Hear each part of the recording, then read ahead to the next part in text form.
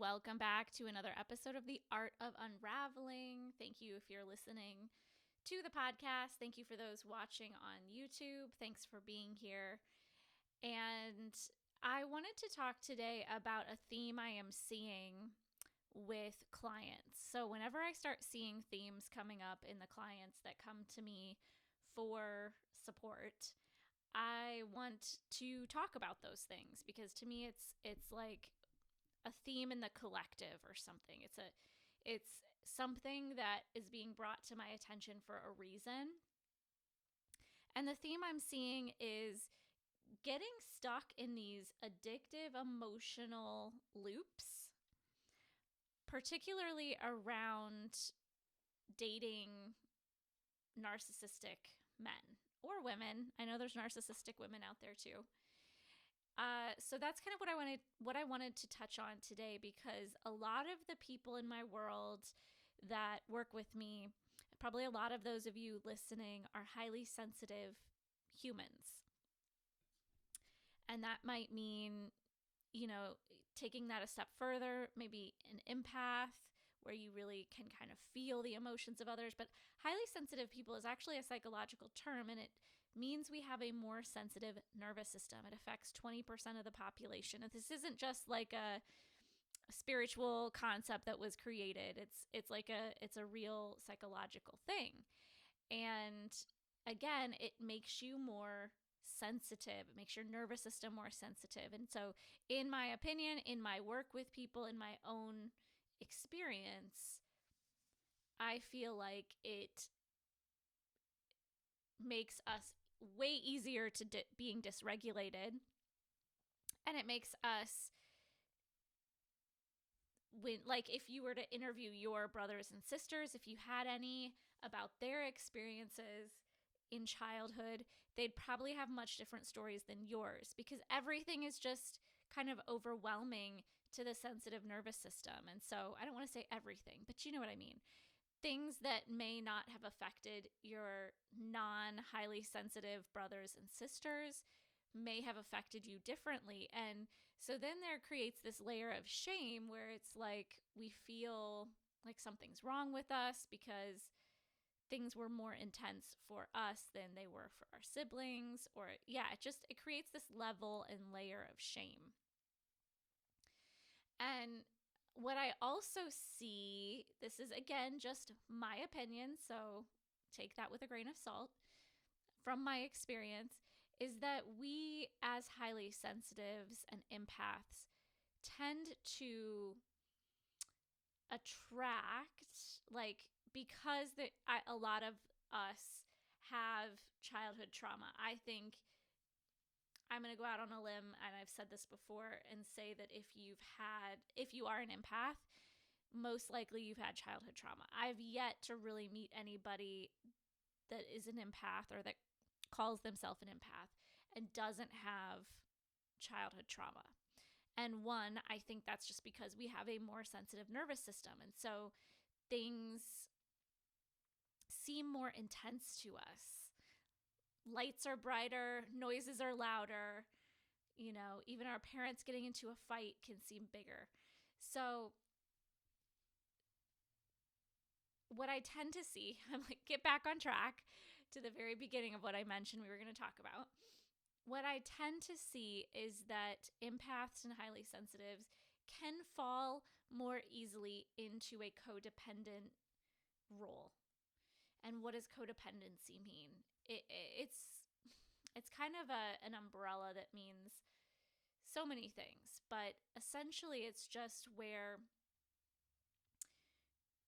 we are needing, I'm going to look up an actual description. I'm not going to give you my description. I want to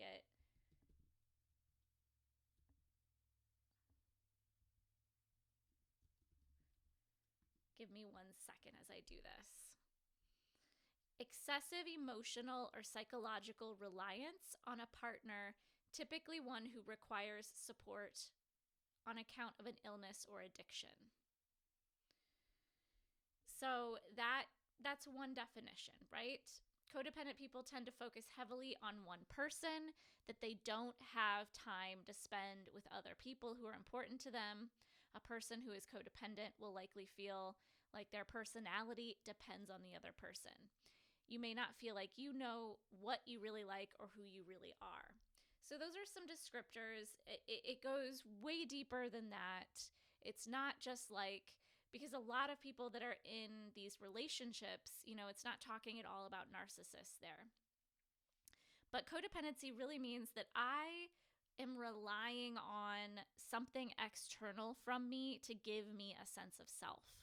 That's my definition. I should have just given that instead of finding that. But I like having, scientific definitions or whatever you want to call it.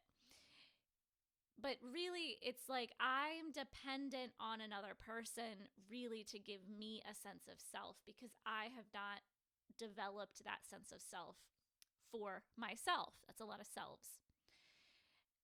And this, as I say this, you might be feeling a level of shame. Why, Erin? Why don't I have a sense of self? Doesn't everybody have a sense of self? Like, what the hell is wrong with me? Could be some thoughts you're thinking. That's me projecting, because those are thoughts I've had. Like, what is wrong with me that I don't have my own sense of self? And I'm unconsciously seeking that outside of myself, needing validation from others, needing approval, needing love and attention. Why is that? Okay, so if any of this is resonating for you today, then keep listening. We're hopefully going to give you some good information to use. But why is that? Okay, it's because childhood trauma. The simple answer is childhood trauma. Attachment styles. You weren't taught secure attachment as a child, and therefore you have to seek these things outside of yourself. When we grow up, as I grew up with, in an addictive household, alcoholic household, with someone I believe is a narcissist, you literally, as a child, are relying on that person for survival. And so if that person had any type of issues like that, it really begins to mess with your psyche, with your sense of self, with your self-confidence, with everything about you. And you're not given a healthy way to secure with that person. So you grow up with an unsecure attachment. I'm not going to go into attachment styles today. I've touched on that a bit in the past. But essentially, there's anxious attachment, where you learn to attach from an anxious place. You feel very anxious when you are rejected or abandoned in some way. There's the dismissive, avoidant attachment. That's where maybe you had somebody that was more clingy as an adult or emotionally needy, and so you learn to distance yourself and kind of avoid people, situations, deep connection to keep yourself safe. Again, those are just skimming the surface about those attachment styles. But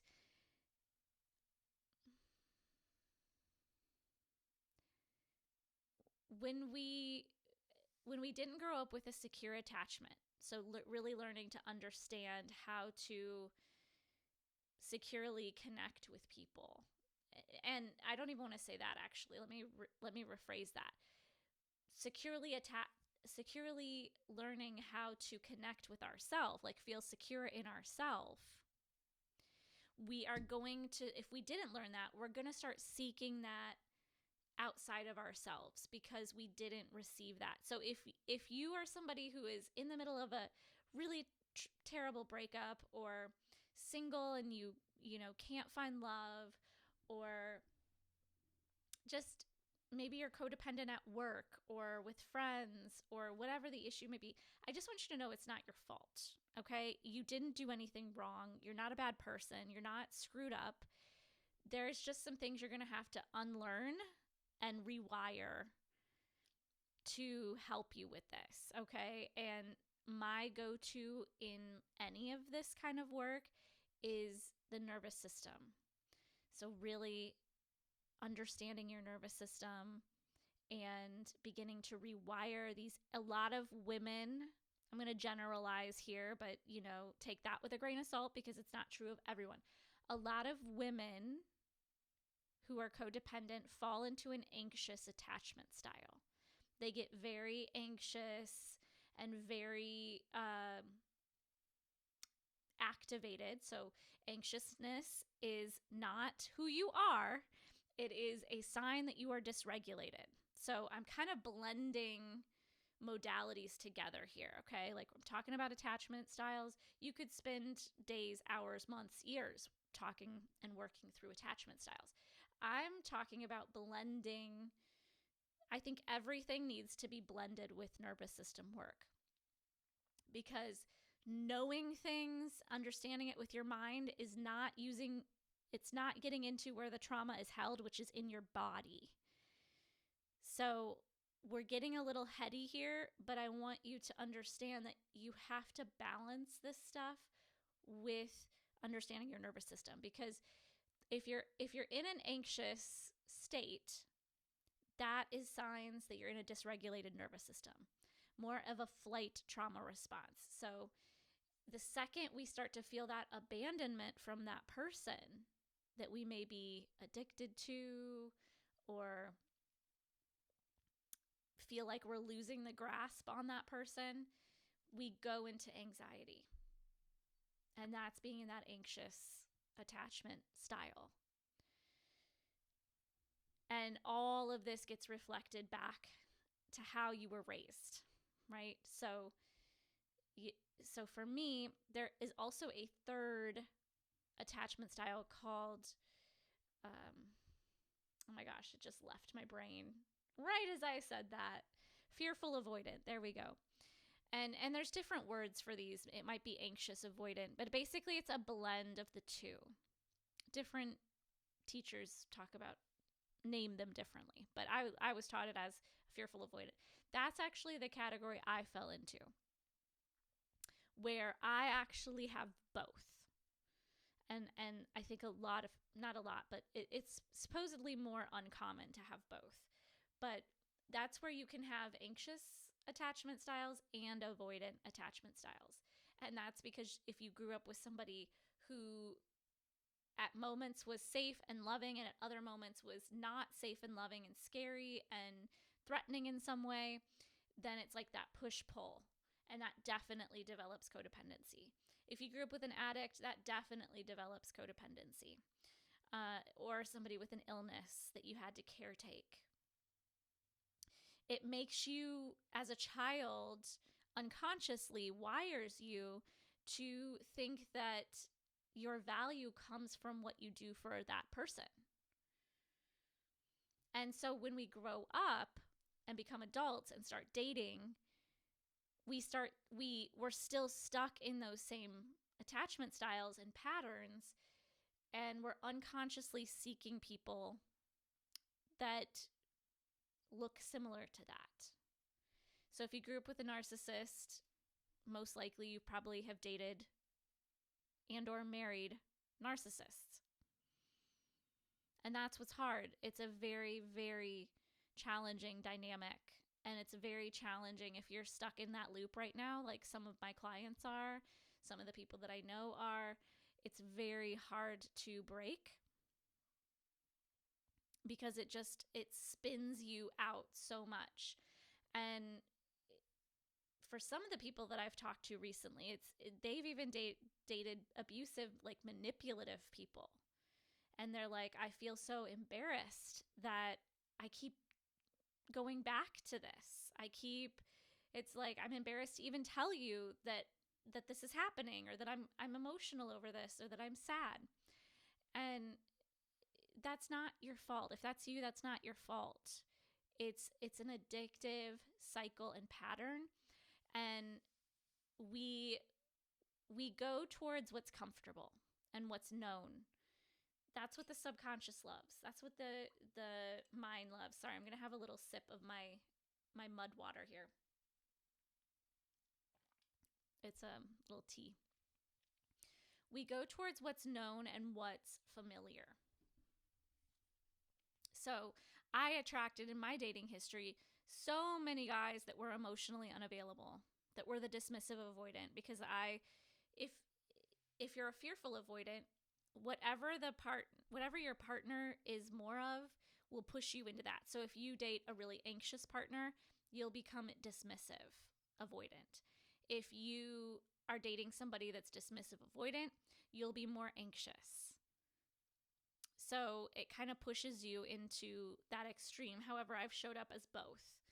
But I would just date so many emotionally unavailable men. And it was such a painful process because if you struggle with codependency, as I've shared what that is, right? It's like I need my validation and approval from you, from the person, from something outside of myself to show that I'm valuable, to show that I'm loved. So what does it mean when you're an codependent? It means you have a lack of self-knowledge.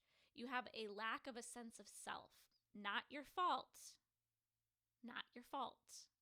But you don't know thyself. There is a lack of understanding, and there's a lack of a sense of self because it wasn't developed in childhood. And so we're seeking that outside. There's a lack of love. You probably grew up with some sort of abandonment or rejection issues. A client of mine shared that her sister got more attention from her dad. And I can't remember if this was said to her. I don't think it was. But she created a story in her mind that her sister got more attention and more love from her father because my client thought she was less beautiful, less skinny. She wasn't as skinny as her sister. She wasn't as beautiful as her sister. This is the story she created. So she has been seeking since she was a child to make herself more beautiful.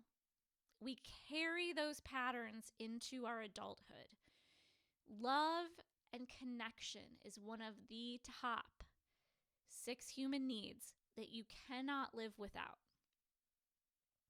You will create unconscious patterns, behaviors, and programs to get that need met. So she sought out plastic surgery and, boob jobs and like all the things to try, and working out all the time and doing all the things to try to make herself look more beautiful. She's seeking that. And as she gets older, that's getting, things are changing in her body.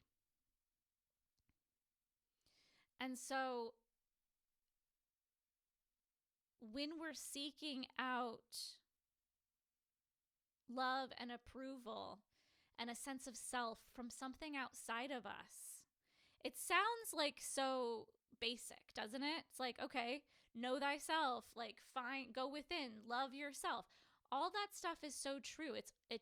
All we need is love. The Beatles even sang about it. And it all makes sense. And yet nobody gets, I don't want to say nobody. That's the wrong thing to say. It is such a deep dive, personal journey to really get those things. Like self-love is not going and getting a manicure and a massage. Sure, those things count.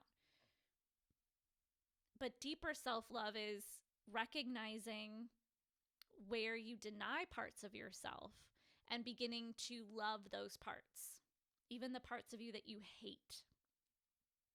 And there's so much more, right? So I'm kind of sharing a lot of different aspects here.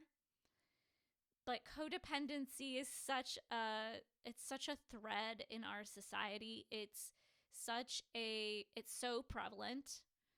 Even if you're listening to this and you're like, I have a great relationship, but XYZ, I'm sure there's some area of your life where you can find a thread of codependency. And if you can't, God bless you, because you probably had a childhood where you were shown love, affection, attention, and given a really secure attachment style so that you feel secure within yourself, so you don't have to go seeking that love and attention outside of you. like a lot of us had to. So if you're listening to this and that's you, amen. Like, I'm so grateful. You are so lucky. I want to say, I am so grateful for you. Yes, I am, because we need more secure people in the world. We need securely attached people. That's what creates healthy relationships. And the more secure you get with yourself, the more you're going to pass those things on to your children. And then that's how we change the world, right? So I did a lot of this work in my Empowered Women program. If you are like, Erin, where do I start? I want to deeper dive into this. That is where I would send you. You can do a monthly payment, or you can save money and just buy the whole year. It's a year's worth of content around healing these patterns, not just attachment style. We go into so many different topics, inner child healing, shadow work. It is a year-long journey to really know thyself in that program. And maybe I need to change the title of it, because yes, you get empowered, but it's so deep in really learning about yourself. If you really commit to doing the work, you'd only get access to a certain amount each month, because I don't want you to get overwhelmed. And if you can take the time, maybe just a few hours each month, to focus on the content that I give you and the questions that I give you and the deep dives that I give you, you'll really begin to get a clearer sense of self and heal some of these old wounds that may be plaguing you. So at the beginning of this, I talk about emotional addiction, and I feel like I want to just touch on that, but save that for another podcast, because I feel like this podcast kind of turned into more codependency. But just know that our body can become addicted to negative emotions, just like we can be addicted to drugs or alcohol or cigarettes. We can be addicted to a negative emotion. So every time, for me personally, every time I would go into anxiety, it's like, that's what my body knew. It knew those chemicals. It knew those loops, like what would create the anxiety for me.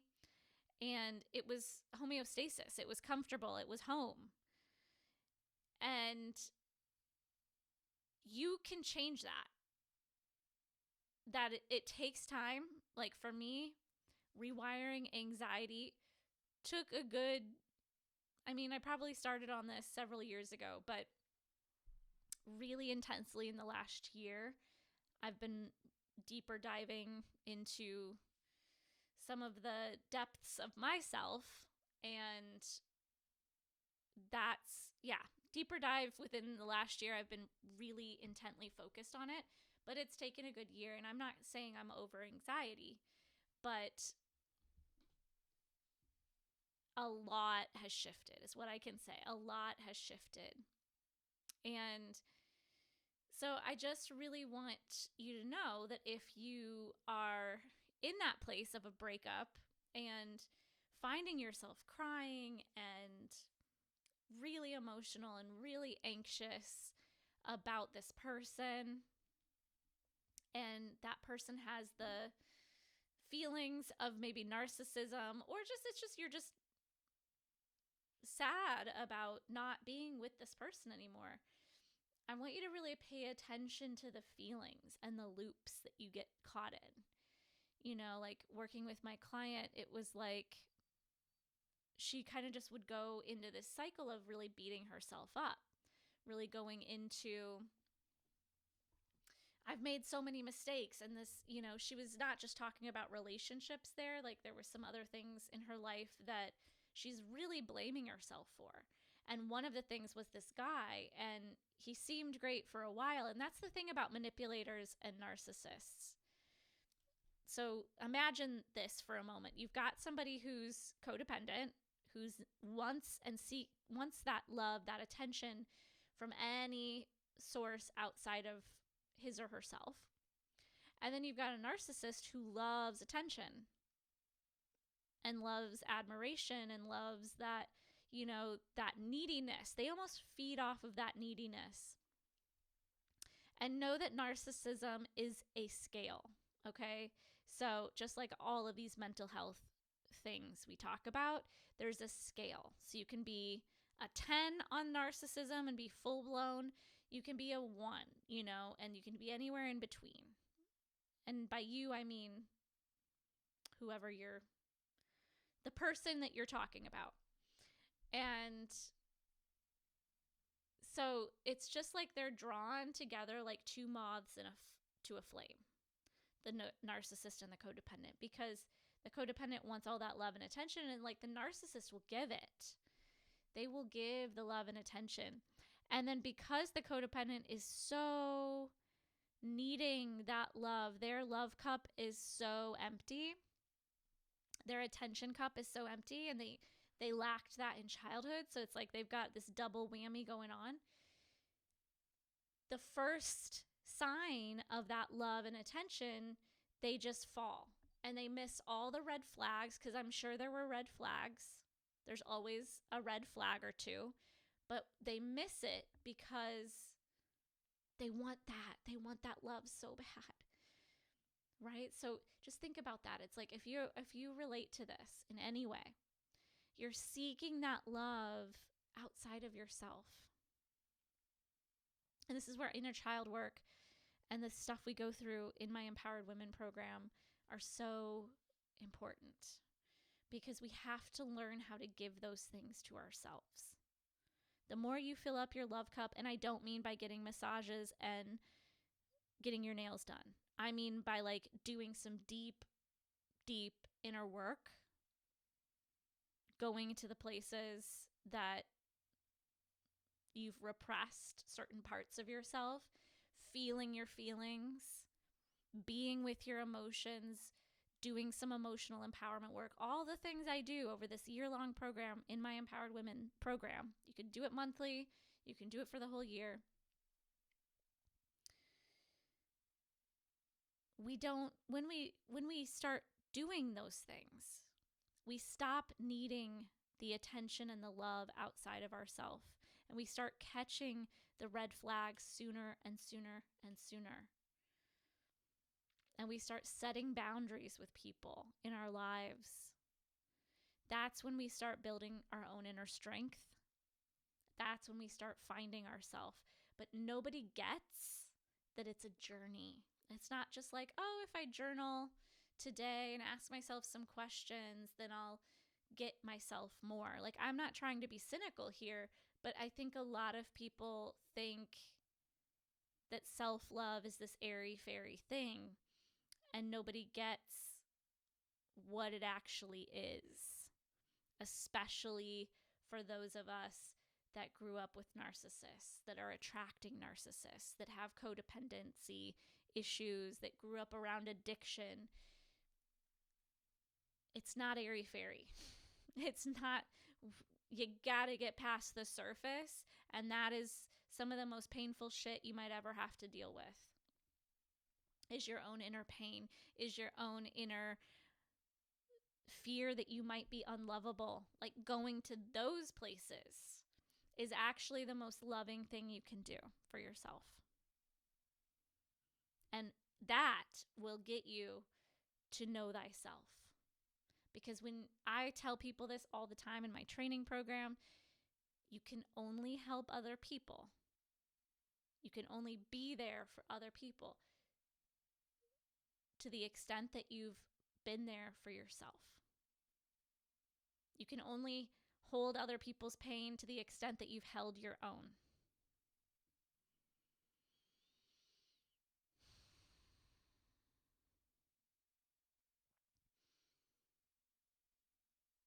And so, how do we heal codependency? How do we stop these addictive emotional cycles?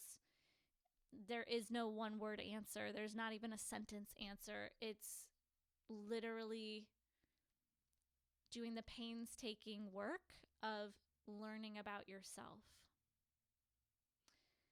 feeling your feelings, doing some deeper dives. And you only move at the pace that you're ready to go. You don't jump off a cliff into the deepest layers of the pool. You start at the baby end and you work your way, like you step in and you're in the baby pool and you're feeling what that feels like. And then you maybe go up to like your waist and you feel what that feels like. I mean, I suppose you could jump right into the deep end, but it's not recommended if you've never gotten into the water before. So similarly, that's how this work works for you as well. Especially if you want to work with me one-on-one, we hold that space for you to walk through at the pace you're ready to, because you don't want to rush this stuff. So that's why it's a process. It's maybe a forever process. I'll probably always be learning things about myself, but rewiring those attachment styles, learning how to get out of anxious attachment and codependency, you're not going to be perfect at it. But when you learn and kind of uncover the basics of that, it changes everything. It really does. So I'm happy to talk with you to see if one-on-one might be the best way for you if you really want some extra support as you go through this journey. I would be happy to do that for you. I use a lot of different modalities, both psychology-based and spirituality-based. I am an energy healer, a nervous system coach, so I kind of bridge those two worlds together. And I find that that's most unique. There's not a lot of people bridging those two worlds together. And in my mind, in my world, I have to. Like, I can't have one without the other, because the psychology stuff can sometimes be too in our head. And I should say our body as well. So the psychology could be seen as the mind, and the understanding of the patterns and having the verbiage to understand it. The spiritual could be seen as like the spirit, like we've got to help the spirit along and the energy body along.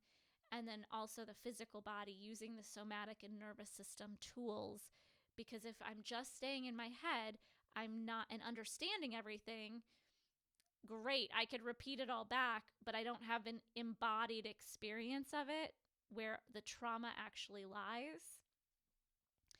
I'm never going to fully get what I need.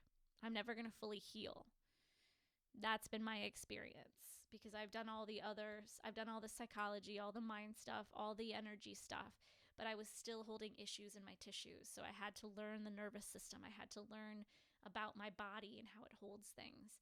And that has been revolutionary in changing the pattern once and for all. And then I still use all the other tools to keep it going. So all of my work is informed in that way. So if you want a more self-paced program and want to dive into these different layers of knowing thyself, I highly recommend the Empowered Women program. And if you want, sorry, I'm getting an idea here. If you sign up for the Empowered Women program for the full year, I will gift you the Nervous System Healing Program for free. That's a $222 program. You'll get that for free if you sign up for the Empowered Women for a full year. Just send me an email and say I heard this on the podcast, and I'll make sure you have that link. So then you'll get a double whammy of all of this psychology, all of the spiritual tools, as well as the nervous system. That's for the self-paced part. Also, I have a one-on-one working with me over Zoom where I can help you individually with what you're specifically going through to help you process that in a safe way, and really move into a whole new way of being. Let's talk about that as well. All right, so shoot me a message, purelighthealings@gmail.com, or find me on Instagram, Facebook, or TikTok at Pure Light Healing. Thank you so much for being here. I hope this was helpful. I know I kind of touched on a lot of different aspects, but I hope it was helpful. It's a theme that's going on right now. I felt called to share. Thanks for being here.